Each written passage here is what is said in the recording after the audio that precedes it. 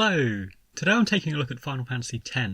a 2001 release, and the first Final Fantasy game to appear on the PlayStation 2. Now, I've discussed Final Fantasy X in the past, and more recently with an episode dedicated to Seymour Guado, another on Ject. But as with some of my older discourses, such as Final Fantasy IX, Final Fantasy VII, and a few others, I feel that Final Fantasy X warrants revisiting because not only is the quality of my original episode not brilliant, but also because my thoughts on the title have changed quite radically over time, and this is partly due to subsequent playthroughs, but also due to some of the interesting comments and points that have been raised on the channel. So, jumping right in, it's firstly good to look at the context of the time when considering Final Fantasy X, because playing it today, it seems a relatively uncontroversial experience, and many elements of the game, such as voice acting, cinematic camera angles, 3D backdrops and so on, may well be considered standard fare, if not a basic expectation for a video game experience today. But back in 2001, this was not only an unprecedented approach to a Final Fantasy game, but it was reflective of some quite radical changes that were taking place at Squaresoft, and the games industry in general, that it's certainly worth touching on. Looking first at Square, the company was in the flux of change, as personnel changes and restructuring saw several Final Fantasy veterans, such as series creator Hironobu Sakaguchi, take much less direct involvement in the development of the games, with some transitioning to other project teams or outrightly resigning, and Sakaguchi in particular seeming to take responsibility for the company's recent financial losses by stepping down as vice president and into the much more passive role as an executive producer, and many have attributed this to his involvement and pursuit of the ill-fated Final Fantasy Spirits Within movie, which proved quite an abortive and very costly attempt for Square to get involved in the movie industry. And quite tellingly to this point, Square's former CFO, Yoichi Wada, stepped in to lead the company and focused primarily on its restructuring efforts. And if you've ever worked in a large company in times of crisis, when they parachute in a finances guy to lead the company, it's usually an exercise in cutting costs and creating efficiencies, quote marks, rather than focusing on product or innovation or creative endeavours. So much of the company's efforts here were to become profitable again,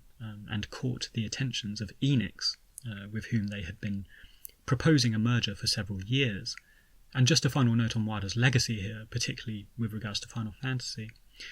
Not only was he involved in, reducing the company's debts, he was also endeavouring to reduce the company's reliance on Final Fantasy's success as their flagship brand. So during his tenure, this is when we started seeing the acquisition of Eidos and other IPs such as Tomb Raider, Hitman, and so on, which was an effort to balance the books and probably step more furtively into the Western market. As I'll touch on later, this is something that Square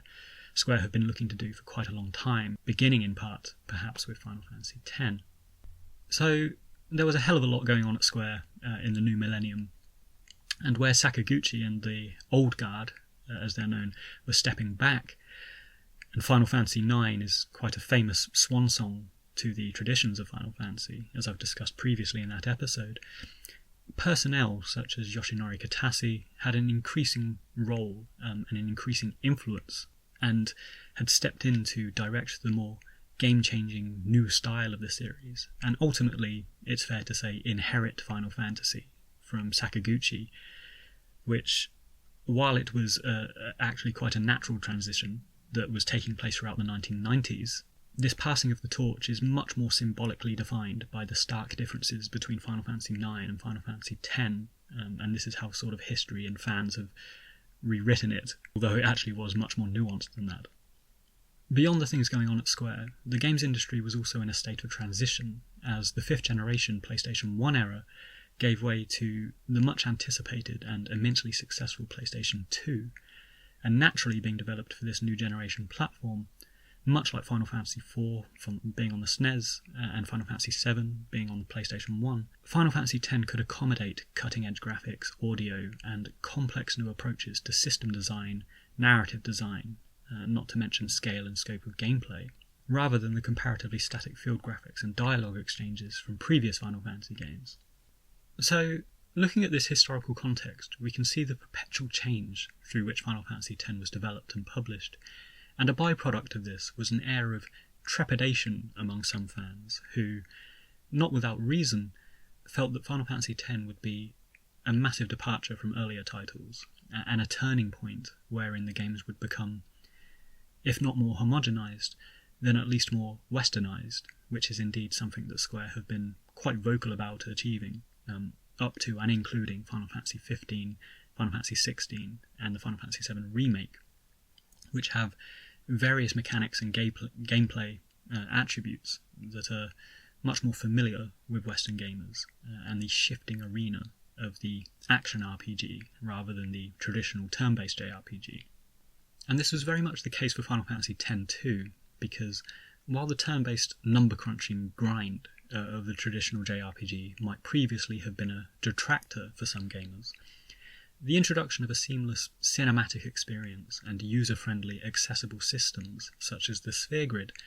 and a battle system that permitted party switching, for example, this smoothed over the underlying JRPG mechanics. And on a personal note, I remember people at school who I hadn't previously discussed games with telling me that they had started playing Final Fantasy X and they were really enjoying it as their first JRPG experience. So the overtures to a new audience, a new generation of gamer, and a new games console broadly paid off for Square, and even today Final Fantasy X hovers around the top 5 best-selling PS2 titles, and certainly hovers around the top-selling Final Fantasy titles. But as I've touched on, the flip side of this universal appeal, and having taken the scenic route to my point, is that it also sparked concern for some legacy fans who were concerned that the Final Fantasy games were now heading in a radically new direction that departed from the games that they know and love. Now, just to conclude on this point before moving on, many of us who are long-time Final Fantasy fans have probably heard this argument about a rise and fall of Final Fantasy, or a decline of Final Fantasy over the years. And because of all of this aforementioned change that occurred around Final Fantasy X, it has long been singled out in the past as a turning point in the series' fortunes. And it's worth discussing this quickly for a couple of reasons. Firstly, looking broadly at the Final Fantasy series, as self-contained numerical titles that only have fleeting consistencies, each of them has proved different in some way or another, whether it's mechanics or story or setting, and many have been singled out in the past as detrimental turning points in the series. Final Fantasy VIII,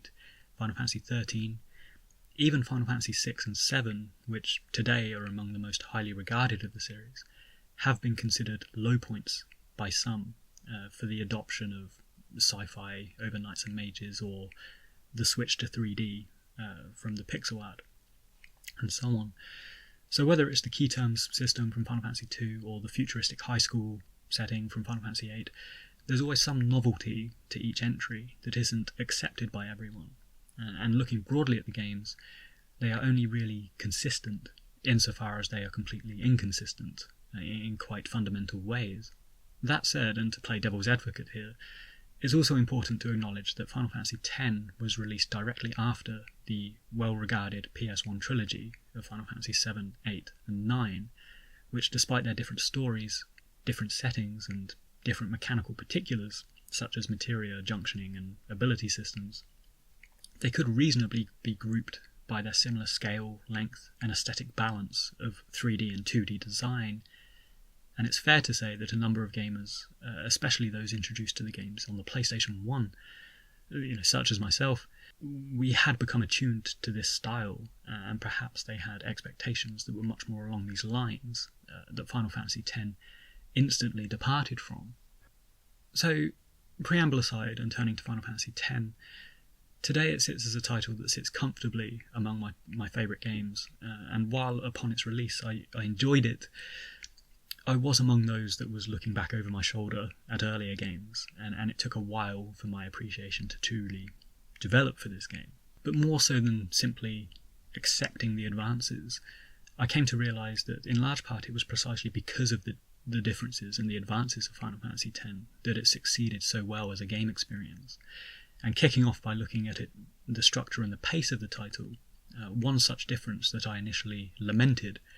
was the absence of the long-standing world map screen. Now, I've iterated several times over the years, and particularly in my What is Final Fantasy episode, that part of the uniqueness and appeal of the series is the carefully crafted balance between exposition, action, and exploration,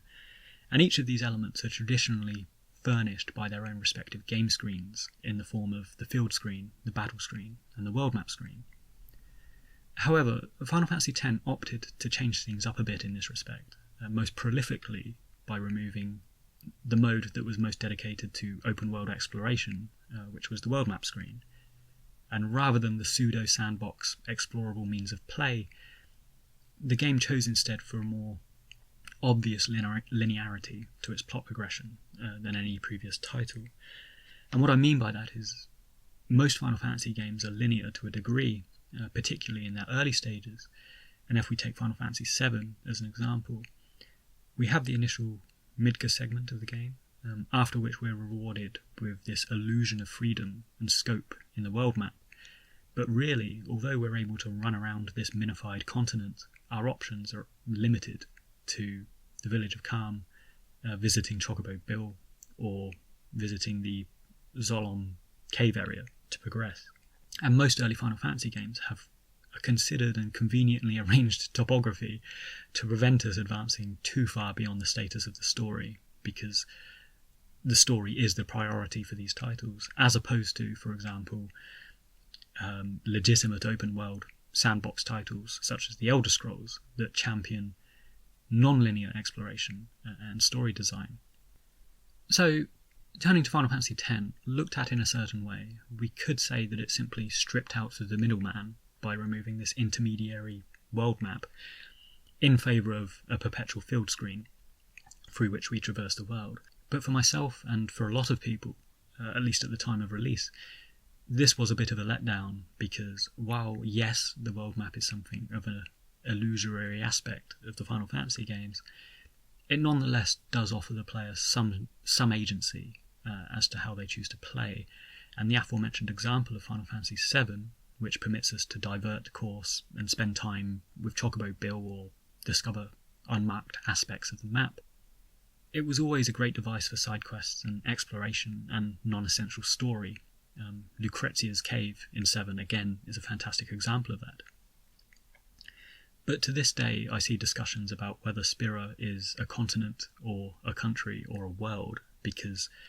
the absence of a dedicated world map in Final Fantasy X also leaves the geographical context somewhat up in the air. So that's broadly where the lack of world map criticism comes from, and while I always thought that a world map for Final Fantasy X would be pretty cool, and you could have like a little NPC avatar of Sin floating around or sporadically appearing like the weapons in Final Fantasy VII, which is always how I'd envisioned it as a child, I've actually come to appreciate that Final Fantasy X succeeds without a map for numerous reasons. Firstly, if we consider the world and setting of Final Fantasy X, which is quite a ruined and rudimentary civilization owing to the perpetual sin attacks, one of the key aspects of the traditional world map is stripped away, which is the escalation and improvement of transport. And while Final Fantasy VII has cars and planes and boats, and 8 has trains and flying schools, the setting of Final Fantasy X is by necessity quite basic and relies mainly on chocobos and the occasional ship. Spira is also comprised of only one continent and a couple of islands, so the need for said transports and by extension a dedicated map is arguably less than other Final Fantasy titles, which generally hinge at around 3 continents or more. But above all this, and more importantly I think, is that Final Fantasy X, more so than any other title,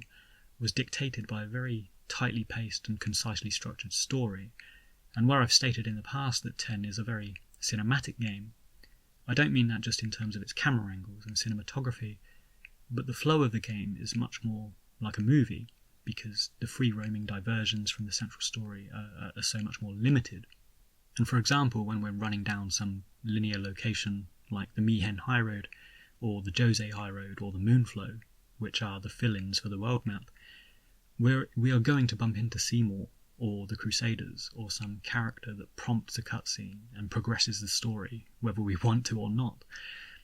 But rather than that being a bad thing, I think it's a brilliant way to dictate and maintain the pace of the story.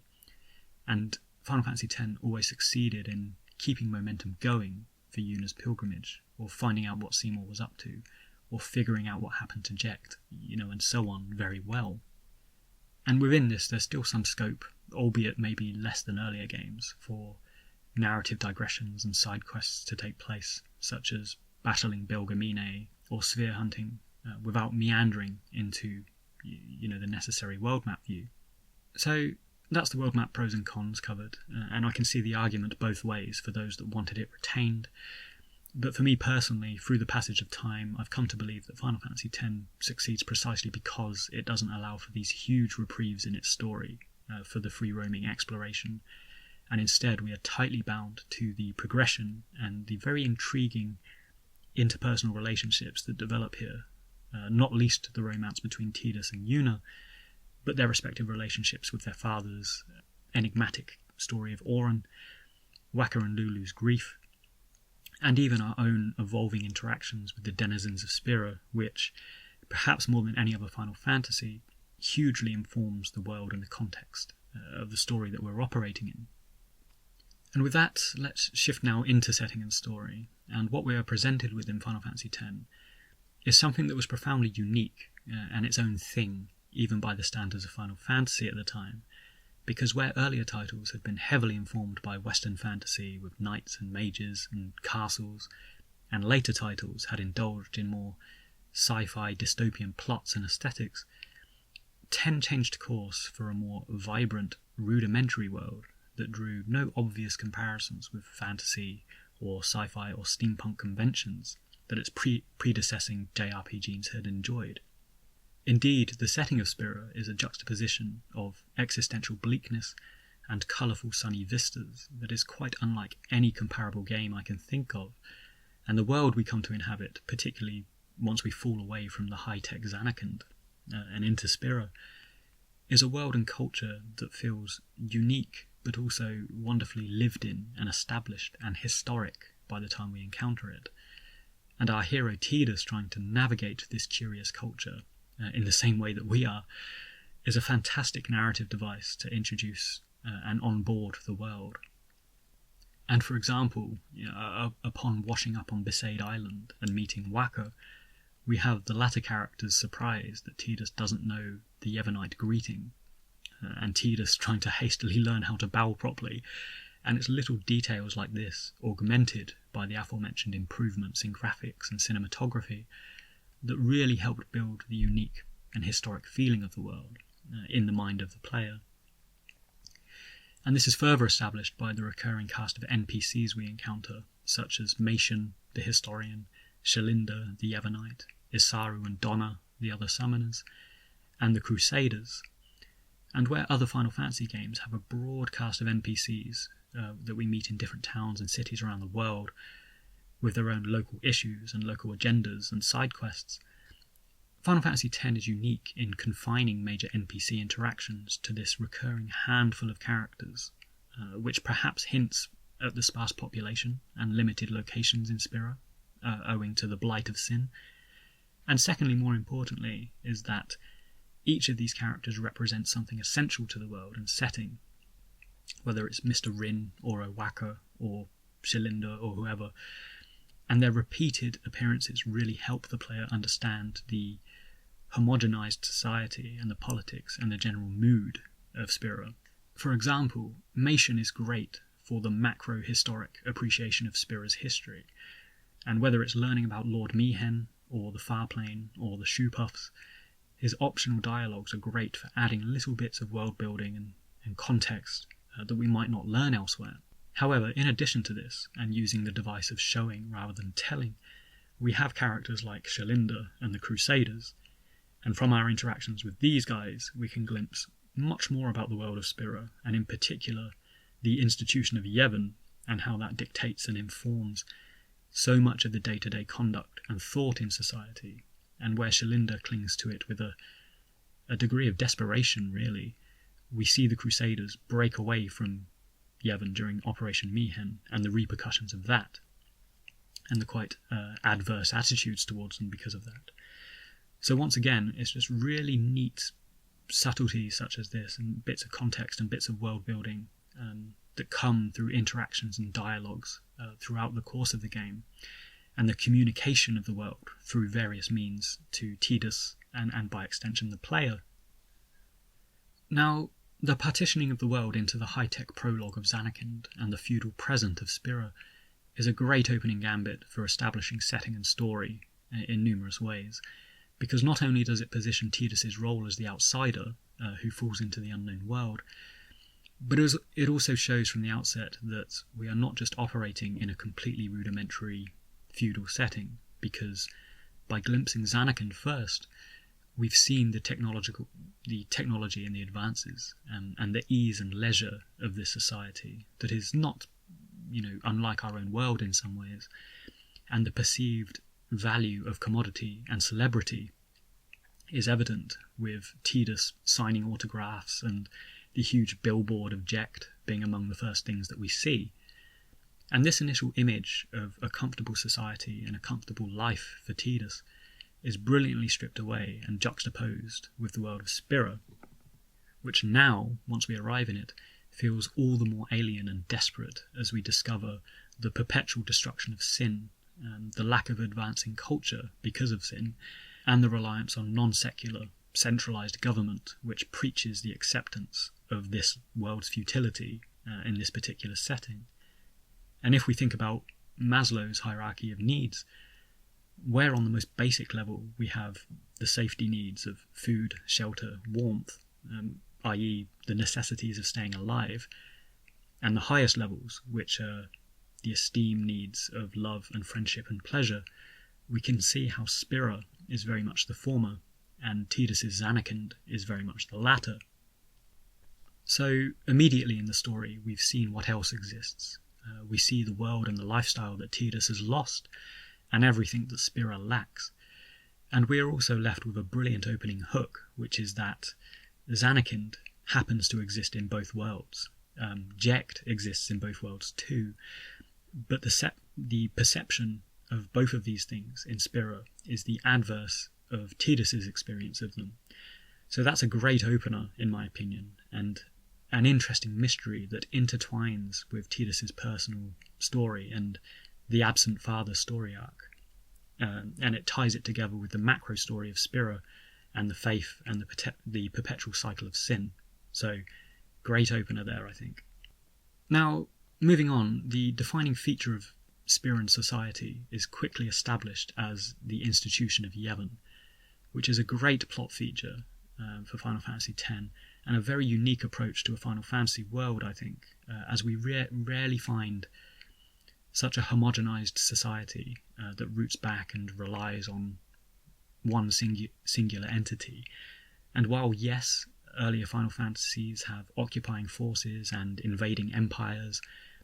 Final Fantasy X was a big departure by having Yevon as a more accepted institution in the world, and on the surface at least it's perceived as a force of good. So very interesting juxtapositions with other games, and also the perception of this institution within the game itself. And the way the writers build the idea of this unique Yevon-governed society is very well done, I think,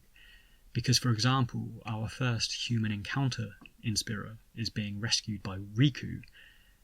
who's an Albed, and we help them scavenge for Machina.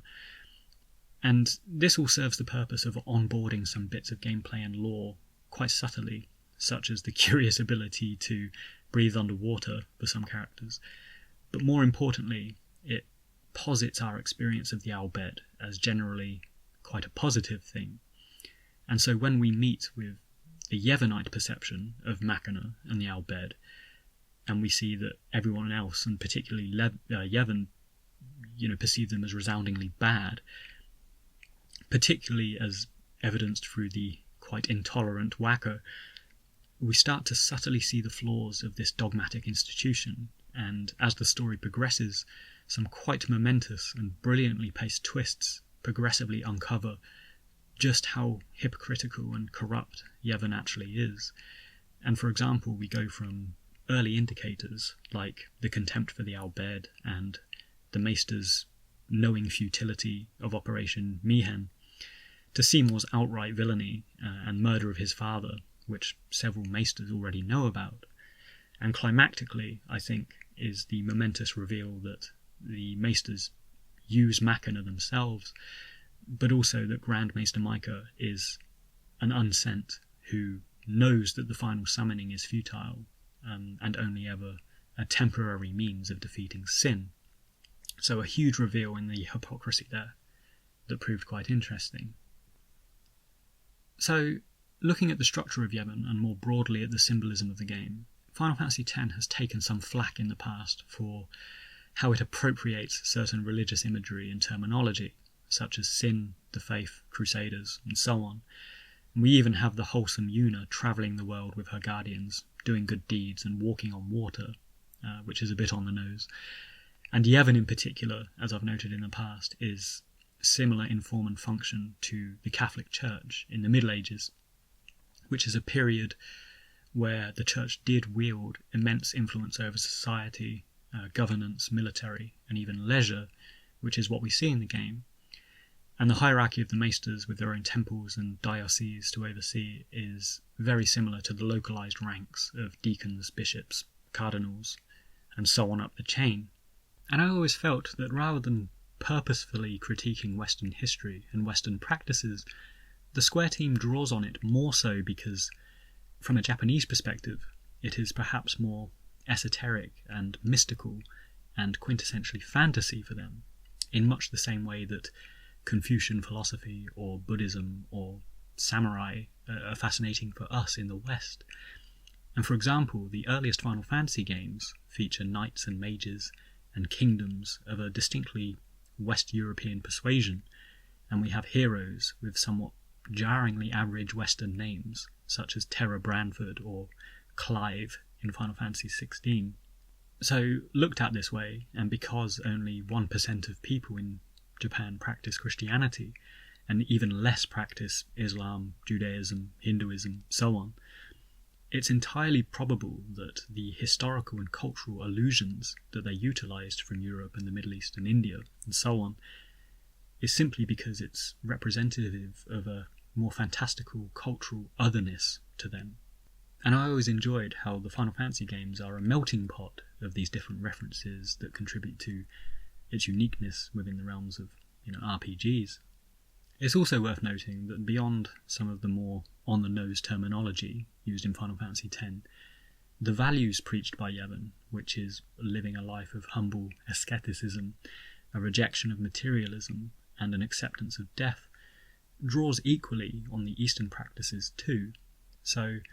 there's a lot going on here that could be deconstructed at length, from the afterworld of the Far Plane to the phantasmic animism of the summonable aeons. And again, it's the classic synergizing of folklores, cultures and religions from around the world that makes it quintessentially Final Fantasy. But digression aside, Yevon is an incredibly interesting and important plot device, and rather than being overtly bad, like the arbitrary evil empires of earlier Final Fantasy games, its various representatives help shape out the conflicted idea of what it is over the course of the game. And on the one hand, everyday characters such as Celinda, or summoners such as Isaru, represent Yevon as a force of good, or at least a force of hope. And likewise, we have the fleetingly seen maesters, such as Lord Jiskel and Kelk Ronso, who appear legitimately of the faith and adherent to the positives of Yevon as a unifying force between the various cultures and races. But on the other hand, we have the maesters like Seymour and Kinnock, who represent the underhandedness of the institution, and more importantly, I think we have Grand Maester Micah, who, as its spiritual leader, is the embodiment of Yevon, and once we learn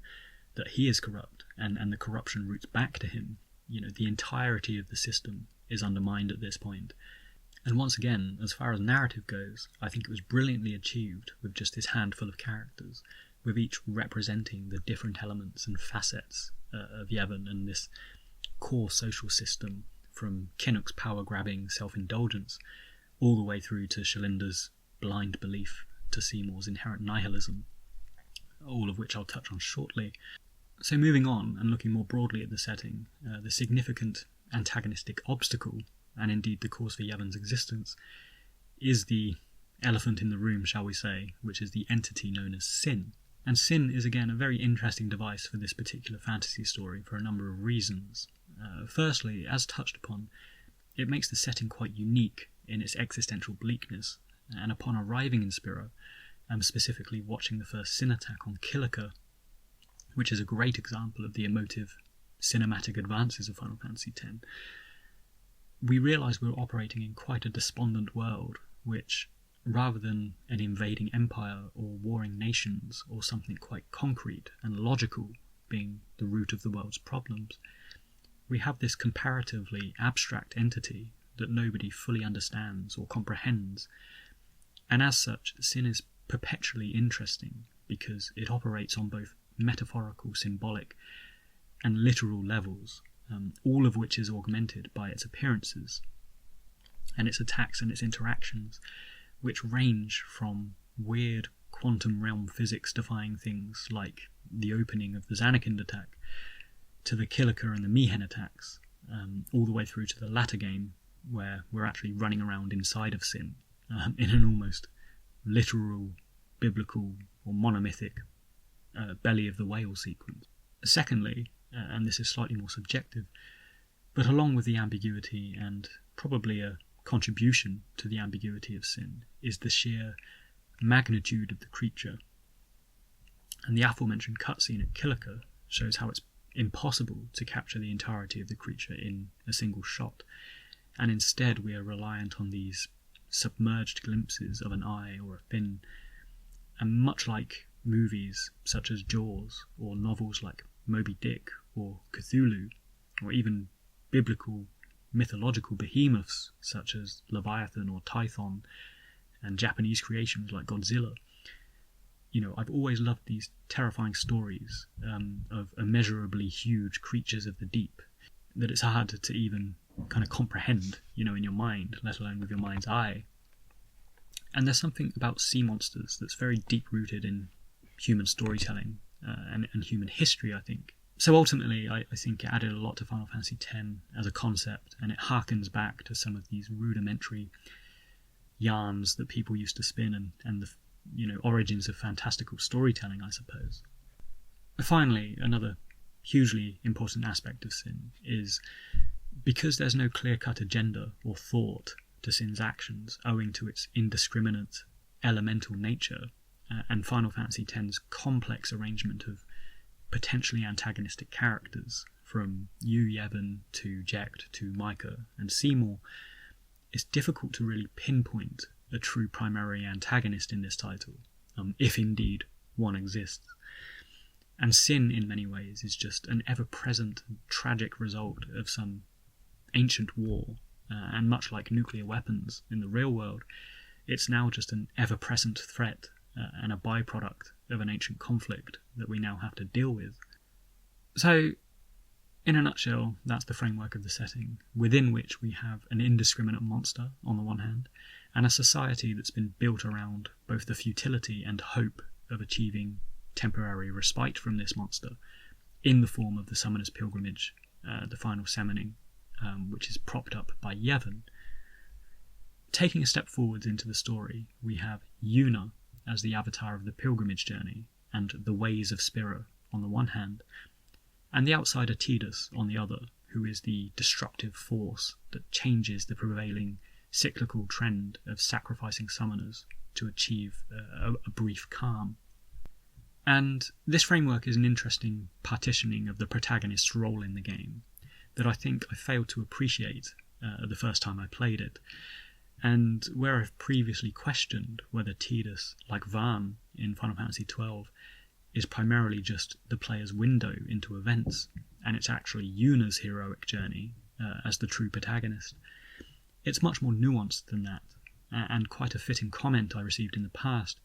pointed to the sun and the moon symbolism of Tidus and Yuna, which is evident in the etymology of their names and imagery throughout, such as their celestial weapon crests and stuff like that. And this hints not only at the yin and yang mutuality of the two, but also the balanced importance and the symbiosis between them, and how really none of the successes in the game, or the ultimate defeat of sin, could really be achieved without one or the other of Tidus and Yuna being present. Going further with this idea of a dual protagonism, if we consider other Final Fantasy games where there's the personal plight and the wider plight of the hero that often reconciles at a final showdown, such as Cloud Strife's muddled history with Sephiroth and his need to stop Sephiroth, destroying the world with Meteor, we can see that this is again partitioned between both Tidus and Yuna, where Tidus has the personal plight in the form of the absent father and unresolved issues with Jecht, and Yuna's entire raison d'etre from birth has been to follow in her father's footsteps and save the world by defeating sin. So it's significant that these two means of story, the personal and the macro, are synergized and partitioned between the two and joined together at the end, particularly with the Jecht as sin device. And ultimately, both stories and both arcs are resolved in the endgame with the Jecht showdown and the destruction of sin and sin's progenitor, Yu Yevon. So I really like how Tidus and Yuna each carried different hero elements in the story, and where some critics considered Tidus to be lacking in development, and particularly the conventional personal transformation arc that's a staple of the hero's journey,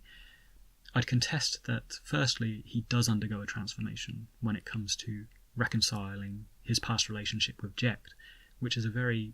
emotive and poignant plotline of the game. And secondly, from a macro story perspective, it's actually Yuna that undergoes the transformation arc, and Tidus is hugely important to facilitating that change, wherein she becomes much more assertive, breaks away from the futile summoner's journey, and vows instead to defeat sin for good, going against the tenets of Yevon. Now, looking closer to Tidus' story, and in particular with regard to Jecht, is something I've covered in depth in my Jecht episode, and I'll link to that in the description. But the key takeaways for me was firstly how it's one of the first Final Fantasy games to tackle the theme of parental relationships, and particularly absent fathers, and it does so quite poignantly. And many Final Fantasy games, or Final Fantasy stories, or fantasy stories in general, tend to feature an orphan protagonist because it frees them from the emotional bonds and established relationships that would necessitate a need for them to, stay in their hometown or their home location. There needs to be an ease for them to break off, and it allows them to step more willingly into the central adventure. And my often referenced examples of this are Harry Potter, of course, and Luke Skywalker, which are great examples of the orphan hero, or the perceived orphan hero. Because upon meeting the elder guide figure, so Hagrid or Obi-Wan Kenobi in those instances, they take very little convincing to step into the great unknown and begin their adventure. Turning to Tidus, on the other hand, we find him comfortable in the beginning of the game, at least materially, if not emotionally, and his meeting with the elder guide in the form of Auron is actually comparatively amusing compared to the other orphan heroes, because we find Tidus quite inept and floundering in characteristics, and he's barely able to hold a sword, and he's basically highly reluctant to accept his destiny. And if we think back to the climactic image of the prologue, we have Auron holding him up by the scruff of the neck as they disappear up into sin, assuring him that this is his story, kind of like a tough love parent as the world dissipates around them. Now, on this note, for many fans, the writer's decision to make Tidus more inanely optimistic and inept, and let's face it, a little bit whiny, was a negative thing, and they perhaps prefer the stoicism of a Cloud Strife type hero, which is perfectly reasonable. But I grew to love Tidus' story because it's about maturing in a multitude of ways, and Auron kind of helping him shake off the privileged sports star vibes and become a hero in a literal sense, and both Yuna and Auron kind of helping him mature emotionally in a personal sense, and confront his feelings towards Jecht. And as I mentioned in my Jecht episode, considering the game through Tidus's eyes, it's interesting how our impression of Jecht as an abuser is built up through abstract dream sequences and flashbacks, and misinterpreted flashbacks at that, and how, metaphorically speaking, the monstrousness of sin, and Jecht as sin, is almost reflective and symbolic of the way that Jecht has been built up in Tidus's mind as this monstrosity. Turning to Yuna, we have a character that, like Tidus, matures in her own way, and where we could say that Tidus becomes softer in his emotional disposition, then Yuna becomes much harder in hers. And as I say, my attitude to this game has changed a lot over time, and both Tidus and Yuna, who I really like now, and I enjoy kind of watching them and playing through their story, they did take a while to grow on me. And while Tidus had this baseless optimism that I wasn't used to, Yuna, for her part, had an excessive meekness that I didn't like, because I felt like she ran around just apologising for everything throughout 2/3 of this game.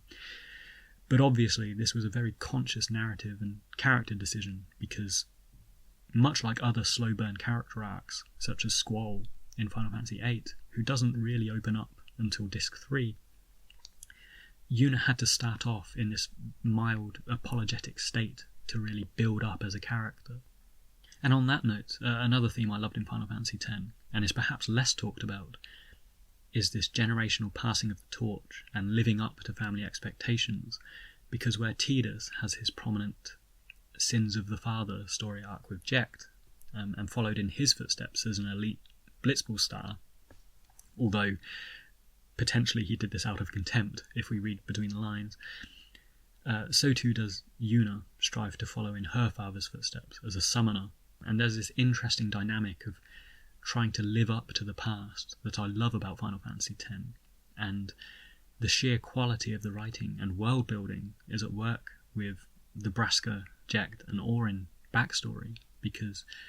we only see them for about maybe 5 minutes of game time via flashbacks, but it really helped inform so much of the context and intent for our characters in the present,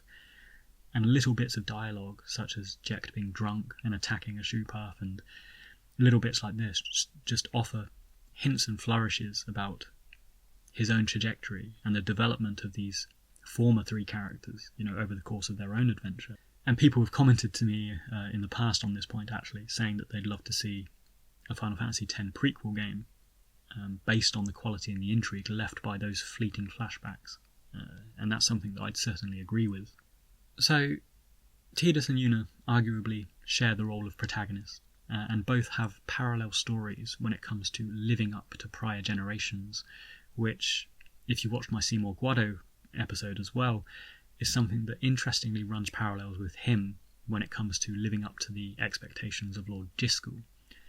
And the way Tidus and Yuna complement and contribute to one another's story and growth was an excellent feature of Final Fantasy X that concluded naturally with an overt romance, but brilliantly too, I think, with a tragic ending wherein Tidus disappears, and I think that was a really nice bittersweet conclusion, and a beautifully imagined ending with the way that Tidus kind of fades off. Now, moving on, I'm conscious I'm just overviewing the characters here, but as I have done with Final Fantasy VII and Final Fantasy VIII, I am going to follow up with some dedicated character episodes in future to really explore these guys further. But now I'd like to move on to talk about the rest of the party, starting with Auron. And in these prior debates about who is the hero of Final Fantasy X, it has been suggested that a case can be made for Auron being a protagonist too, and he plays a very particular role in the story, in that he bridges past and present, and old and new, and following his ill-fated adventure with his friends, Jecht and Braska, down the line it's him that brings together their children, Tidus and Yuna, to begin the new journey. So in many ways, he holds all of the threads of story together, and there's very often a character in Final Fantasy games, whether they are good or bad, that touches most aspects of the lore and story of past and present, whether that's Laguna in Final Fantasy VIII or Sephiroth in Final Fantasy VII. There's always one that stands out, and In Orin's case, it makes him a very compelling, enigmatic, and curiously knowledgeable feature of the party throughout the early aspects of the game. And as mentioned earlier, Final Fantasy X has a fantastic series of reveals and mysteries early on, such as the Zanarkand and Spira divide, and Orin is at the centre of this because he traverses and is known by people in both of these realms, and his knowledge of things, like Yevon, like Jecht, is quite evident, but because he plays things close to the chest and doesn't really let on to his thoughts and feelings, it leaves Tidus, and by extension us, the player, perpetually guessing as to what his motives and his ideals are. Now, noting back to Braska's pilgrimage, these flashbacks add so much to the game and our perception of certain characters, because in them we find Orin as a brash, emotional, young monk, and the polar opposite of himself in present-day event.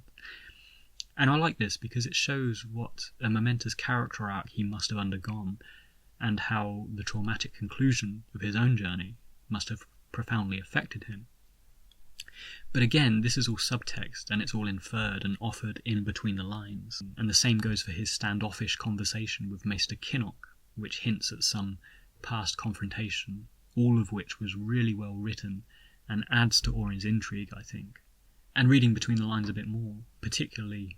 positing Orin as a central figure in the story, we could view Final Fantasy X as his personal revenge tale against the Church of Yevon,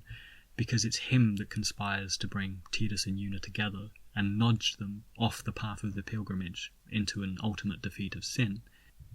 And as we see through flashbacks and inference that he's an unsent and holds Yevon in contempt for the death of his friends, and their general lies about the final summoning, it's the classic revenger's tragedy that, like Hamlet in Shakespeare's play, Orin is biding his time and playing by the rules until such time as he can really exact his own vengeance. Going down the party, we have Wakka, Lulu, Kimahri, and Riku, who are each supporting pillars of our central characters, but also each represent and explore some essential aspect of the world. Wakka, for example, represents the negative aspects of Yevon with his narrow view of the Al Bhed, but as the story progresses, we learn that having something tangible to blame for his brother Chapu's death is likely the reason for this, and Chapu having used an Al Bhed weapon in battle rather than the Brotherhood sword that Wakka later gives to Tidus, it makes the Al Bhed a scapegoat for him, and he has something to blame. And indeed, reading between the lines, Wakka is a grief-stricken character who's thrown himself fervently to the faith as a coping mechanism, or indeed as an avoidance mechanism about his brother's death. And like the aforementioned Tidus, Yuna, and indeed Orin, who must all contend with their past in some way, so too does Wakka eventually have to face up to his loss. And I think his gradual transition away from the hypocrisy and the dogma that he's relied upon is his large character arc, and the characters of Lulu and Riku were integral to this subplot and his gradual acceptance of Chapu's death and, of course, the Al Bhed. Moving on to Lulu, much like Wakka, she's a character who,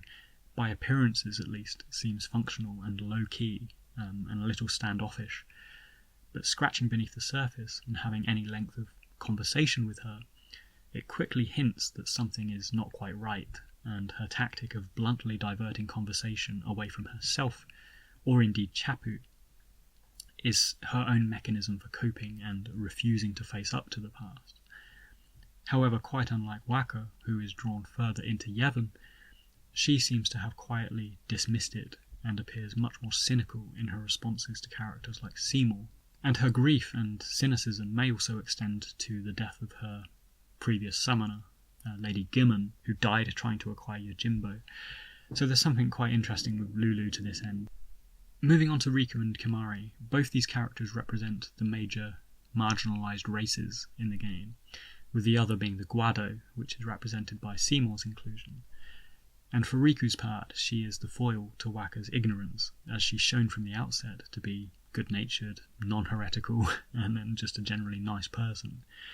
And the fact that Wakka didn't even realise she's an Al Bhed is the key indicator to the player as to just how flawed his thinking is. Regarding Kimahri, narratively speaking, he's often considered as the least pertinent character to the central story, owing perhaps to his silent reserve and lack of input. But it's worth noting that he does thread some aspects of the backstory together, particularly his rescue of the dying Auron and his nurturing of the young Yuna before the events of the main game. And like many Final Fantasy games, particularly the older ones, Kimahri is an obligatory non-human party member who fleshes out the world and story just by default of being a different race. But I did really like how his small subplot with Baran and Yankee established our idea about the Ronso and the symbolism of the horn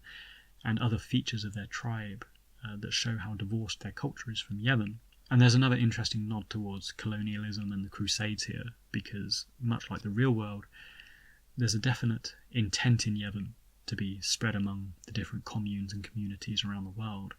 with the Ronso and the Guado being the primary ones that are featured in the game. And of course, Seymour's entire existence is predicated on Lord Jiskel's attempts to harmonise relations between Guado and human,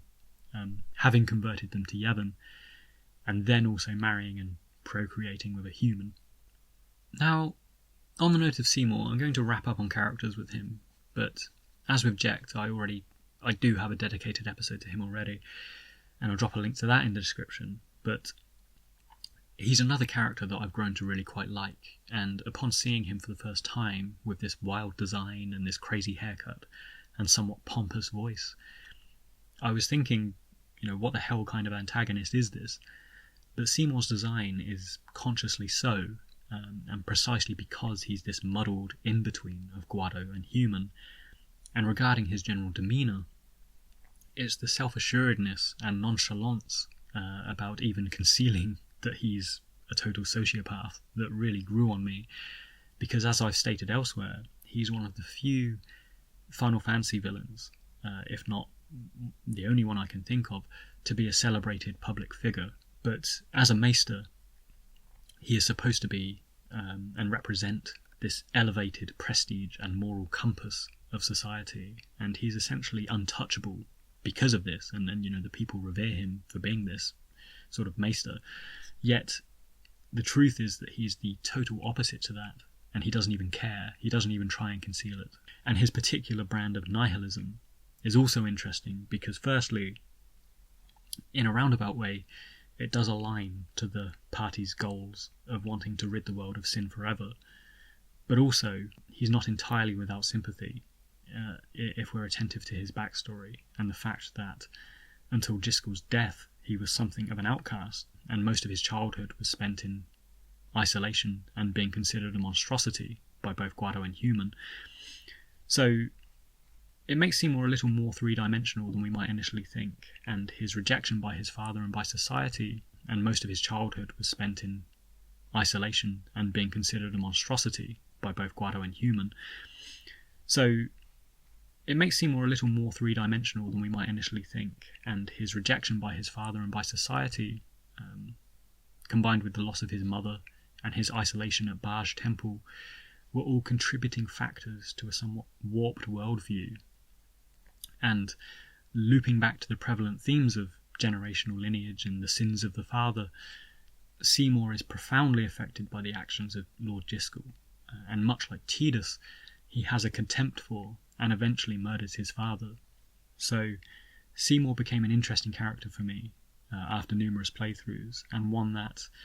I grew to really quite like and understand and appreciate over the passage of time, as I say,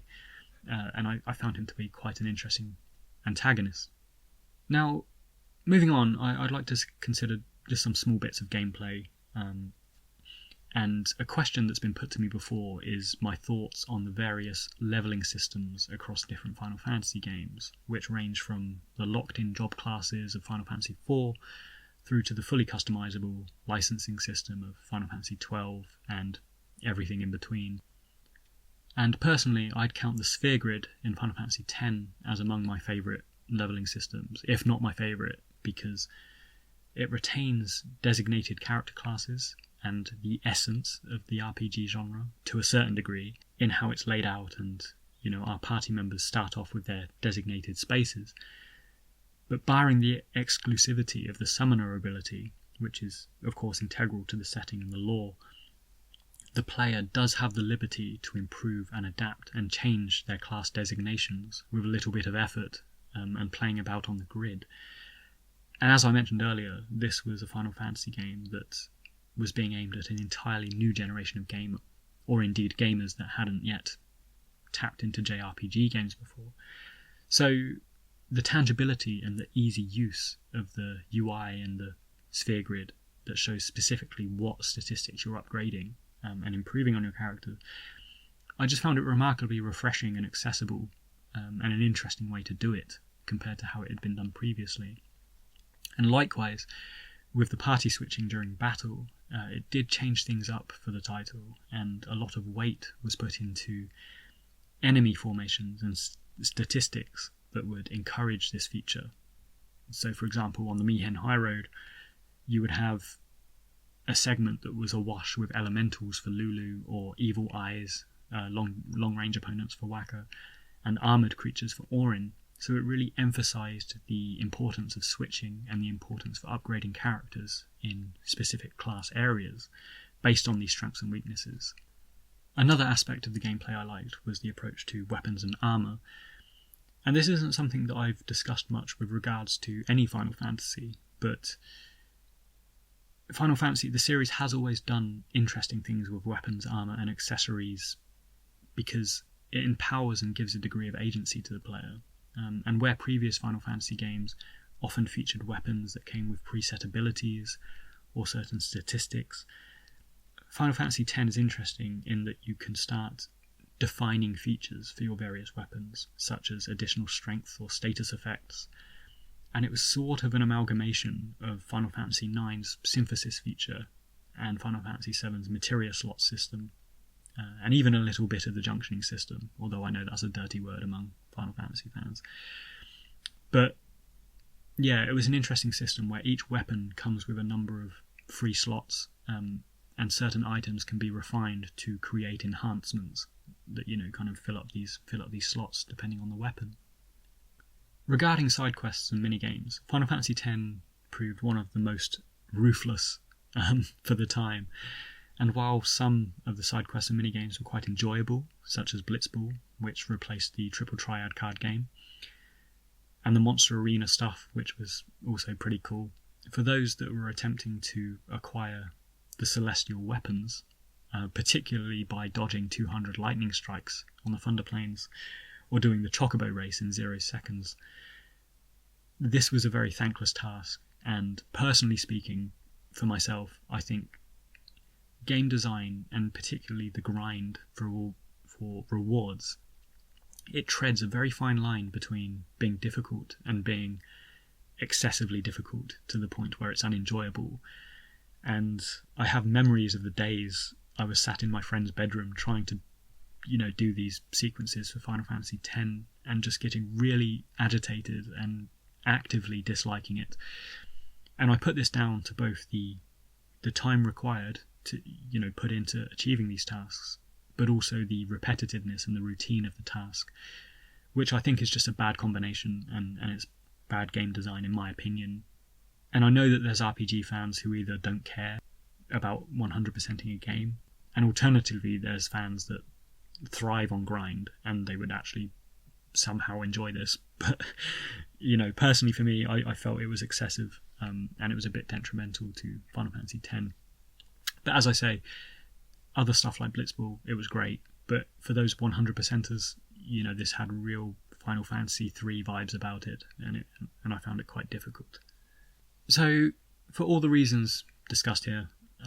Final Fantasy X stands unique within the series to this day. I think it broke the prevailing story and gameplay trends of the previous titles, but equally it remains divorced from the MMO and mainline titles that would follow in future. And underpinning the singular style of Final Fantasy X was, I think, the music, which was the first to be a collaborative effort between the series veteran, Nobuo Uematsu, along with his protégés, Masasashi Hamauzu and Ajanya Nakano. And I do have an episode dedicated to discussing Uematsu and Final Fantasy music in general, and it does include this game as well, so I'll link to that. But just to summarise, I think the introduction of electronic and ambient multi-instrumental tracks, rather than focusing on epic themes, was very complementary to the wistful, dreamlike nature of Spira, and whether it's the electronic dissonance of Guadosalam or the breezy Besaid village theme, there's an airiness and dreamy quality to the sounds of Spira that really works with the abstract, not quite real feeling of the world and story.